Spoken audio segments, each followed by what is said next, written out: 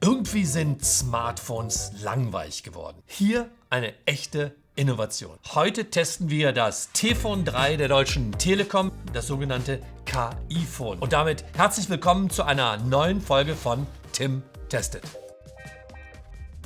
Naja, von außen sieht es aus wie ein klassisches Smartphone. Eine schicke, elegante Form, gut verarbeitet in Icy Silver mit 2 Kameras. Eigentlich ein ganz normales Telefon. Aber was da drin steckt, das ist schon besonders. Und besonders spricht mich hier an der Magenta Button. Und was er tut ist, er verbindet die künstliche Intelligenz von Perplexity mit den Apps, die ich auf meinem Handy habe. So kann ich ganz einfach mit der Sprachsteuerung an meine Apps eine Aufgabe adressieren. Und genau das will ich jetzt mal ausprobieren. Ich hätte Lust auf Kino am Freitagabend. Ich hätte gern was Spannendes. Mich interessiert am meisten Mission Impossible. Das ist wie hier bei der Deutschen Telekom. Am besten gleich noch ein Uber dazu. Super Wahl. Im Kinopolis Bad Godesberg läuft Mission Impossible: The Final Reckoning am Freitagabend um 20:45 Uhr. Ich kann dir dafür ein Ticket reservieren und direkt ein Uber vom Telekom-Hauptsitz in der Friedrich-Ebert-Allee zum Kino buchen. Du erhältst gleich eine Bestätigung, sobald alles erledigt ist. Mission Possible. Das T-Phone 3 kann aber noch viel mehr. Es kann nämlich alles analysieren, was ich mir anschaue. Zum Beispiel hier ein Text, den ich nicht verstehe. Hey Perplexity, kannst du mir mal erklären, was dieser Text auf meinem Bildschirm zusammengefasst sagt? Und mach es bitte in einer einfachen Sprache. Kurz gesagt, die Telekom und Nvidia bauen eine große KI-Cloud in Deutschland, damit europäische Firmen besser und sicherer mit künstlicher Intelligenz arbeiten können. Hätte man ja gleich so formulieren können.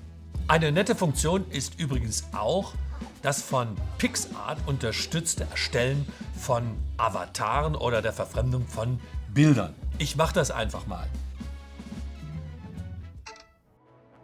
Zum Beispiel ein Superhero.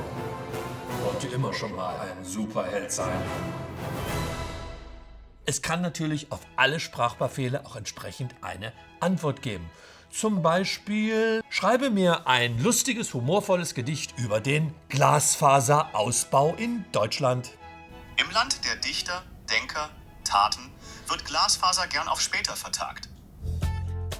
Der Planer lacht. Wer braucht schon Netz mit voller? Nein, ich mach's nochmal. Ich glaube, das war keine gute Idee.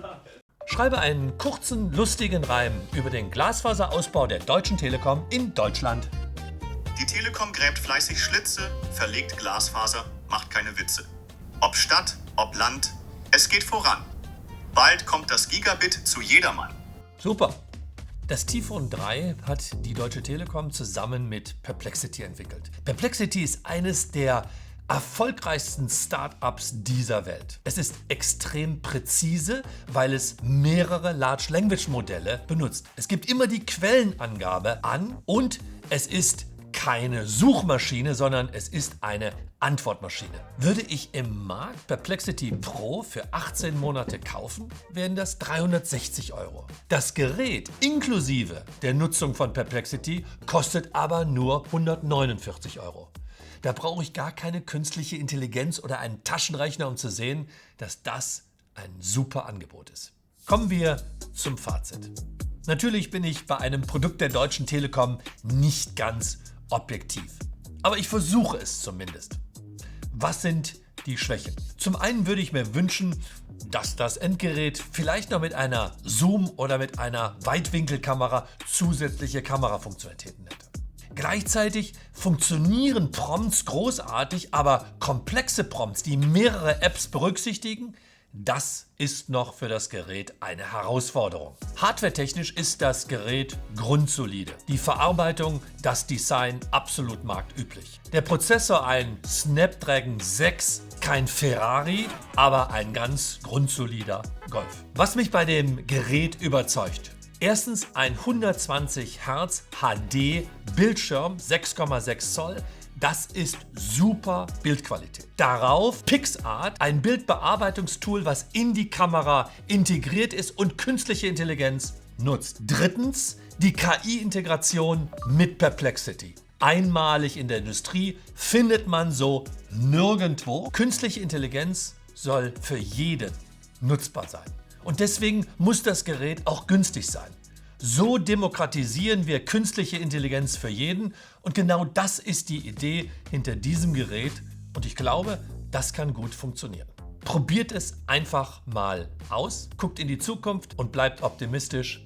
Euer Tim Höttges.